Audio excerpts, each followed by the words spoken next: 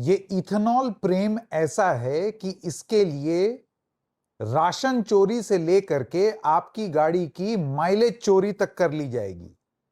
देश को प्रदूषण मुक्त और तेल के आयात पर निर्भरता कम करने की ऐसी गजब चाहत है कि गरीब का पेट तक अगर काटना पड़े तो वो भी काट करके इस टारगेट को पूरा किया जाएगा।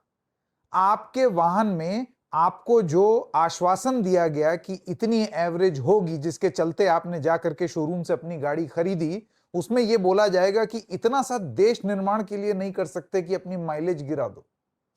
राशन चोरी से लेकर के माइलेज चोरी तक ये सब कुछ इथेनॉल प्रेम में हो रहा है।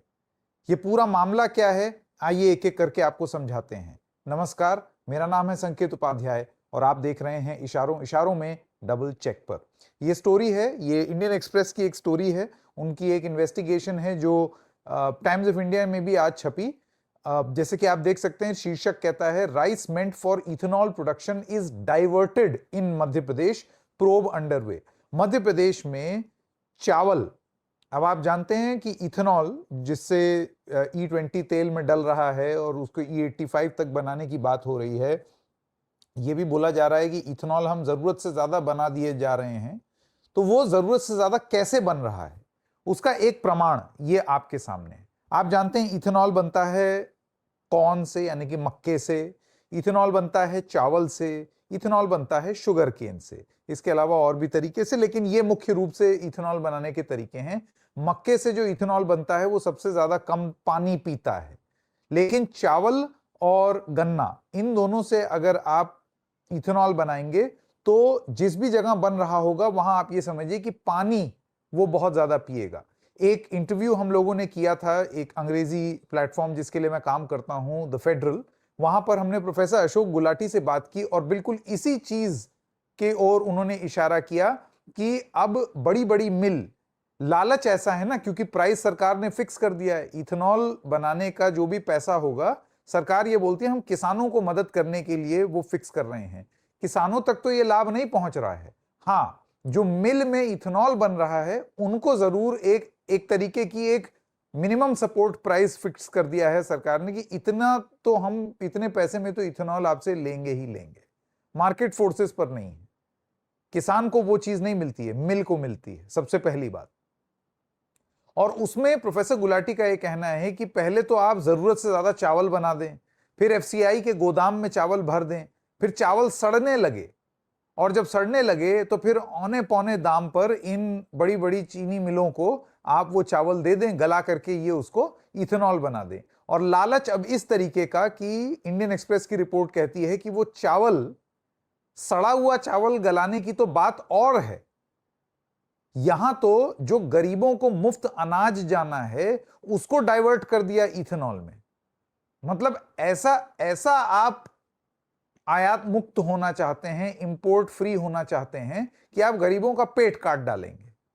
ये स्कैम नहीं है तो और क्या है? इथेनॉल का स्कैम इस देश में अगर नहीं चल रहा है तो और क्या चल रहा है? पुलिस जांच में जुटी है। उनका यह कहना है कि कथित रूप से चावल intended to divert the rice to a local rice mill and purchase cheaper rice for use in ethanol production, thereby causing direct financial loss to the government।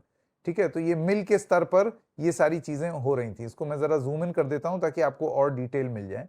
Police मध्य प्रदेश में एक जांच कर रही है, कथित रूप से डाइवर्जन हुआ है ऑफ गवर्नमेंट राइस, सरकारी चावल जो गरीबों के लिए था उसको इथेनॉल प्लांट में भेजा जा रहा था, इथेनॉल ब्लेंडिंग तेज करने के लिए और इंपोर्ट ऑफ फॉसिल फ्यूल यानी कि पेट्रोल और क्रूड ऑयल, कच्चे तेल का आयात जो है उसको कम करने के लिए सरकार ने ये बोला था कि आप जो, अगर ज्यादा फूड ग्रेन हो जाती है, यानी कि एफसीआई के गोदाम में अगर ज्यादा अनाज हो जा रहा है तो आप उसको इथेनॉल मैन्युफैक्चरर्स को डाइवर्ट कर सकते हैं। ये इसलिए कि भाई अनाज सड़े, इससे अच्छा तो आप उसका इथेनॉल ही बना डालें। ठीक है, और उसका एक दाम निर्धारित होता है जो कि आप ऐसे समझें कि आमतौर पर जो दाम होगा उससे कम। तो ये एक अजीब सा एक साइकिल है कि पहले तो गोदाम भर दो, गोदाम भरने का एक फाइनेंशियल कॉस्ट। प्रोफेसर गुलाटी कहते हैं कि आप जब चावल बनाते हैं तो चावल और तमाम तरीके की गैस रिलीज करती है, पानी बहुत ज्यादा पीती है, और उसके बाद जब आप चावल जरूरत से ज्यादा बना देंगे तो फिर वो सड़ना शुरू होगा, तब आप उसको डाइवर्ट कर देंगे इथेनॉल के लिए और सस्ता में आपको रॉ मटेरियल मिल जाएगा और सरकार से रेट फिक्स है। तो ये कैसा इथेनॉल प्रोडक्शन हो रहा है भाई, कि आप एनवायरनमेंट को नुकसान पहुंचा करके एनवायरनमेंट को फायदा देने की बात कर रहे हैं। वो बात तो और है, यहां तो सीधा सीधा करप्शन निकल आया। और करप्शन ये आया कि मध्य प्रदेश में जांच जो चल रही है on a consignment of governments custom mild rice. Custom mild rice का मतलब ये हुआ, सीएमआर चावल कहते हैं, ये वही अनाज होता है जो गरीबों को दिया जाता है, which investigators say never reached its destined ethanol plant in Chhindwara. Instead, officials found it parked inside a private rice mill in Varasioni, where the accused intended to recycle rice under 2025-26 custom milling program and deposit it under the same scheme. तो ये इस तरीके का एक racket चल रहा है। Police have alleged that Rahul Pratap, an authorized representative of AVJ Agrico Private Limited, intended to divert the rice received from FCI to a local rice mill and purchase cheaper rice for use in ethanol production at the Chhindwara ethanol plant. आप समझ रहे हैं, मतलब चावल के साथ भी खेल। सस्ता चावल जो अनाज दिया जाता है गरीबों को, उसको इथेनॉल बनाने के लिए डाइवर्ट किया जा रहा है, thereby causing direct financial loss to the government. यही खबर आज टाइम्स ऑफ इंडिया में भी छपी हुई है, ethanol scam. Times of India कहती है subsidized rice being diverted to private mills in Madhya Pradesh, probe ordered. Subsidized rice dispatched to empaneled ethanol plants in MP is being allegedly diverted to private mills, reintroduced into the procurement and custom milling cycle, and sold back to government agencies, police said Friday after forming an SIT. अब बहुत ज्यादा उसमें technical उसमें मत जाइए, मोटी मोटी बात यह है कि चावल जो गरीब तक पहुंचना था वो वहां पर ना पहुंच करके इथेनॉल बनाने में इस्तेमाल किया जा रहा है ताकि मुनाफा ज्यादा कमाया जा सके। जब जब किसी चीज को लेकर के इतने पैशनेटली पुश होता है, आप जानते हैं तमाम लोग फायदा उठाने के लिए आगे बढ़ेंगे, वो सबसे बड़े हितैषी बन जाएंगे किसी भी चीज के।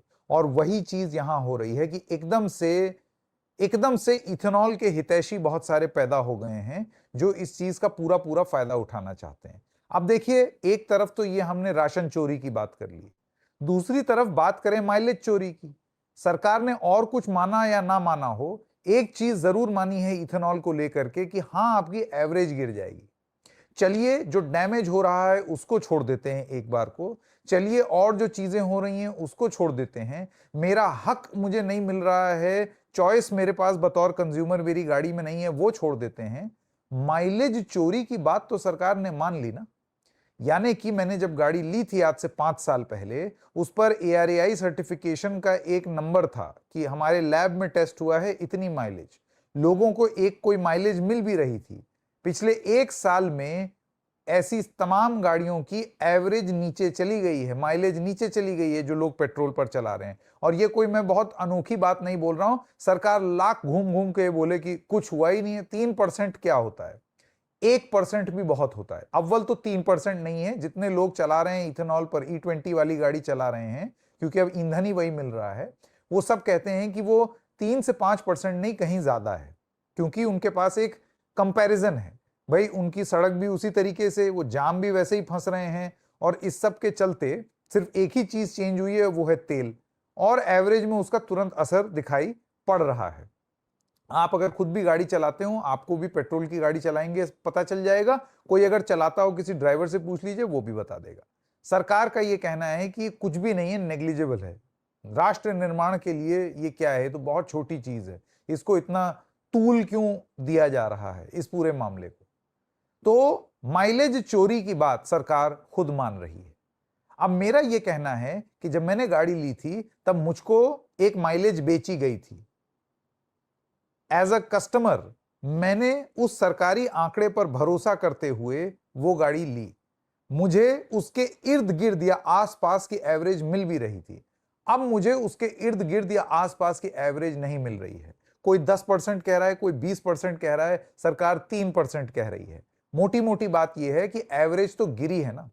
तो ऐसे में क्या ये कंज्यूमर राइट्स का वायलेशन नहीं हुआ? क्या मेरे साथ जो करार किया गया था उसके साथ धोखा नहीं हुआ? क्या मेरे एवरेज गाड़ी की माइलेज चोरी नहीं हुई? और अगर ऐसा हुआ तो सरकार के ऊपर क्या, मतलब आप सोच सकते हैं कि अगर कोई इस तरीके से बोल दे, इसको एक तुलना कर ली जाए कि भाई हमने ऐसा ऐसा चेंज कर दिया, अब आपको हमने इतने रिटर्न्स प्रॉमिस किए थे, अब आपको इतना पैसा कम मिलेगा। आप समझ रहे हैं, जैसे किसी ने आपको अगर 10 रुपए वादा किया था और बहुत क्लियरली प्रॉमिस किया था कि 10 रुपए दूंगा, और फिर 10 ना दे करके 8 देना शुरू कर दे, बोल दे कि नहीं भाई अब तो इतने 2 ही रुपए तो कम है, ये तो बात सही नहीं है, क्योंकि वो तो वादा किया था आपसे। तो ऐसे में आप क्या करेंगे? आप इसको पैसे का गबन की तरह प्रस्तुत करेंगे ना, आप इसको धोखा कहेंगे। ठीक यही धोखा हो रहा है और सरकार अब मान रही है माइलेज चोरी की बात, कम संख्या मान रही है लेकिन मान तो रही है। ऐसे में ये कंज्यूमर राइट्स का एक मामला बनता है या नहीं? क्या सरकार से ये सवाल ना पूछे जाएं? क्या इस चीज के पीछे सरकार छुप सकती है कि देखो हम लोग राष्ट्र निर्माण कर रहे हैं? वो वाली थ्योरी भी आपने देख ली, कैसा राष्ट्र निर्माण हो रहा है, इथेनॉल स्कैम करके गरीबों का पैसा, राशन का आप घुमा रहे हैं और उसको इथेनॉल उससे बना रहे हैं, और उसके बाद आप कह रहे हैं कि ये देश के लिए अच्छा है। अब ये सारी चीजें अदालत की रुख फिर से कर रही हैं। आज तक का ये एक ट्वीट है जो मैं स्क्रीन पर आपको दिखाना चाहता हूं, ये देखिए, जो बहुत क्लियरली कहता है कि अभी पेट्रोल में 20% इथेनॉल मिश्रित नीति को लेकर के सुप्रीम कोर्ट में एक जनहित याचिका यानी कि पीआईएल दायर कर दी गई है। इसमें अनिवार्य रूप से पेट्रोलियम उपभोक्ताओं को जागरूक करने, ईंधन वितरण में नोजल पर इथेनॉल प्रतिशत प्रदर्शित करने और पुरानी गाड़ियों के लिए सादे पेट्रोल का विकल्प देने की मांग की गई है। अब आप देखिए कितनी लॉजिकल रीजनिंग दी गई है इस पीआईएल में। ये जो याचिका है, जनहित याचिका, ये कितनी लॉजिकल बात कर रही है। उपभोक्ताओं को जागरूक करना, क्यों ना हो उपभोक्ता जागरूक, और जो सरकार बोल देगी क्या वही जागरूकता है? नहीं है। और भी एक्सपर्ट्स हैं, तमाम बात बोल रहे हैं, वो भी जागरूकता जरूरी है।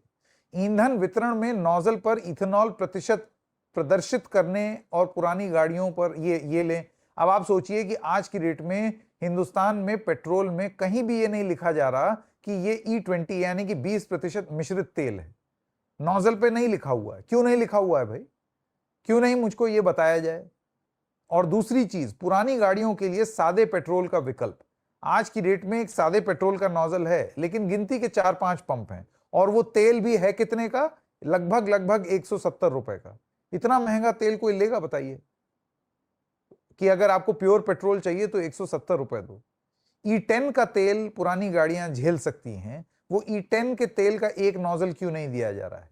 इन सब चीजों को लेकर के सुप्रीम कोर्ट में याचिका अधिवक्ता नरेंद्र मिश्रा ने ये दायर की है। इस याचिका में यह कहा गया है कि हर पेट्रोल पंप पर ईंधन के नोजल और रसीद बिल पर स्पष्ट रूप से लिखा होना चाहिए कि ईंधन में कितने प्रतिशत इथेनॉल मिश्रित है। 10 है तो 10 लिखो, 20 है तो 20 लिखो, ताकि मुझे पता चले। याचिकाकर्ता के अनुसार बिना जानकारी के इथेनॉल मिश्रित पेट्रोल, विशेषकर E20 बेचना उपभोक्ताओं के अधिकारों का हनन है, क्योंकि कई पुराने वाहन इसके लिए अनुकूल नहीं हैं। आप लोग सब जानते हैं कि हिंदुस्तान की वेहिकुलर पॉपुलेशन करीब करीब 36 करोड़ के आसपास है। इसमें एक मेजॉरिटी टू व्हीलर्स हैं। इथेनॉल मिश्रित तेल कम क्यूबिक कैपेसिटी इंजन को ज्यादा प्रभावित करता है। पार्ट्स, क्योंकि आप जानते हैं कि वो पुराने इंजन के हिसाब से बने हुए हैं या पुरानी पद्धति से बने हुए हैं, तो वो नए में दिक्कत करती है। वेयर एंड टेयर की बात सरकार भी मान रही है, लेकिन उनका ये कहना है इतना भी डैमेज नहीं होता है जितना आप बता रहे हैं। तो कितना होता है? देखिए, इसको लेकर के ARAI की एक रिपोर्ट सरकार ने पब्लिक नहीं की। वो टाइम्स ऑफ इंडिया में छपी, जो कहती है कि हां रबर पार्ट्स खराब होते हैं। अब ये कहा जा रहा है एक भी गाड़ी दिखा दो, लेकिन बाद में ये भी बयान दिया जा रहा है कि हम गुजारिश करेंगे कि कंपनियां रबर पार्ट्स फ्री में बदल दें। अगर एक भी गाड़ी दिखा दो तो रबर पार्ट्स क्यों बदलने की बात कर रही है? मंत्री घूम घूम के टहल के कह रहे हैं कि गैस्केट 20-30 हजार किलोमीटर में बदलवा लो। ऐसे ही बदलवाते चले जाएं। गैस्केट का मतलब एक एक लंबा चौड़ा, मतलब आप सोचिए इंजन का ऊपरी भाग खुलेगा तब गैस्केट बदलेगा। रबड़ की एक पतली सी एक वो होती है स्ट्रिप जो इंजन के ऊपर लगती है, आप वो बदलवाने की बात कर रहे हैं 30,000 20,000 किलोमीटर में। तो ये सब वेयर एंड टेयर नहीं हुआ, मेरी मेंटेनेंस नहीं बढ़ी, तो और क्या हुआ? फिर आप कह रहे हैं कि नेग्लिजिबल कॉस्ट। पुरानी गाड़ी में आप ये जबरदस्ती क्यों ठूस रहे हैं? आप मानते हैं एवरेज गिरी, आप मानते हैं कि मेंटेनेंस कॉस्ट बढ़ेगा, और उसके बावजूद भी आपने ठेल दिया। और फिर आप कहते हैं कोई सवाल ही पैदा नहीं होता पुराने तेल पर जाने में।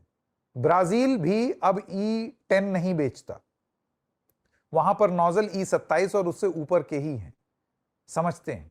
लेकिन ब्राजील ने 40 साल लिए हैं धीरे धीरे धीरे करके इसको बनाने।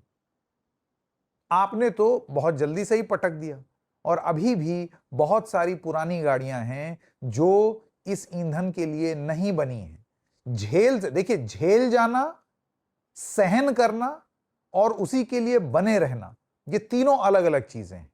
बहुत गाड़ियां अभी भी हैं जो बहुत कम झेल पाएंगी, कुछ हद तक सहन करेंगी, लेकिन असमय उनकी मृत्यु हो जाएगी।